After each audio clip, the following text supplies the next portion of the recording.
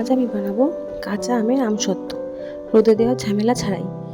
তো এমন অনেকেই আছেন যারা রোদে দেওয়ার সময় পান না, কিন্তু আমসত্ত্ব খেতে ইচ্ছে করে। তো এটা আপনারা অবশ্যই ট্রাই করতে পারেন। একদমই সহজ, খুবই কম সময় এটা হয়ে যায়। তো তার জন্য আমি কি করেছি চলুন রেসিপিটা শেয়ার করে নিই। প্রথমে আমি আমগুলোকে ধুয়ে ভালো করে কেটে নিয়েছি। কেটে পিস পিস করে রাখার পর এবার আমি কড়াইতে দিয়ে দেবো এগুলো। ভেতরে যে এই আঠাগুলো তো শক্ত হয়নি, নরম, তো এইগুলো ফেলে দিয়ে আমি কড়াইয়ের মধ্যে দিয়ে দেবো। কড়াইয়ের মধ্যে দিয়ে দেওয়ার পর এর মধ্যে দিয়ে দেবো একটু লবণ, আর আমি এখানে একটু জলও অ্যাড করেছিলাম, কিন্তু আপনারা না চাইলে জল নাও দিতে পারেন। আমি দিয়েছিলাম একটু যাতে তলায় লেগে না যায়। তো খানিকক্ষণ পর ঢাকনাটা সরিয়ে এটাকে দেখবো কতটা সেদ্ধ হয়েছে। তো এবার ভালো করে নাড়াচাড়া করতে হবে এটাকে কিন্তু সমানই নাড়িয়ে যেতে হবে, না হলে কিন্তু তলায় লেগে যাবে।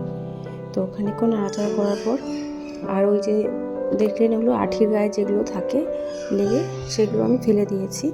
এরপরে দিয়ে দিয়েছি আমি 1 মুটকি চিনি, আর দিয়ে দিলাম চিলি ফ্লেক্স। চিলি ফ্লেক্সটা আমি কড়াইয়ের মধ্যে হালকা একটু তেলে ভেজে গুঁড়ো করে নিয়েছি।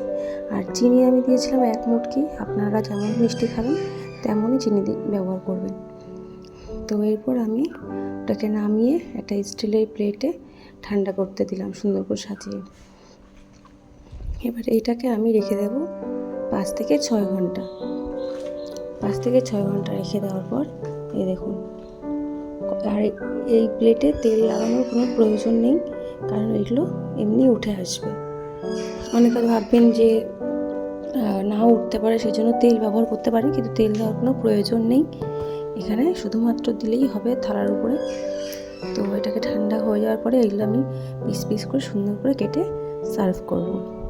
তো আজকের ভিডিও ছিল আমার এই পর্যন্তই।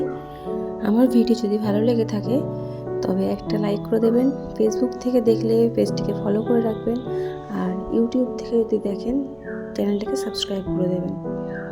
আর যদি আমার ভিডিও ভালো লাগে অবশ্যই কমেন্ট করবেন। দেখা হচ্ছে পরের একটি ভিডিওতে। ততক্ষণের জন্য সবাই ভালো থাকবেন, সুস্থ থাকবেন। ধন্যবাদ।